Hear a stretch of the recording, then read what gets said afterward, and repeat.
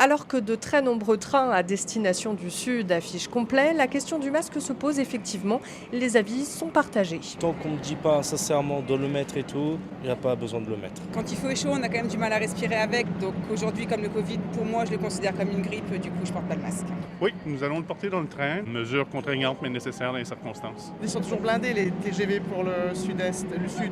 C'est d'autant plus indispensable. Enfin moi de toute façon je suis une convaincue du masque. Mais il y a peu de gens qui le portent dans le train maintenant. Ouais. Et c'est justement ce qui inquiète Gilles Dontanville, secrétaire fédéral pour l'UNSA ferroviaire.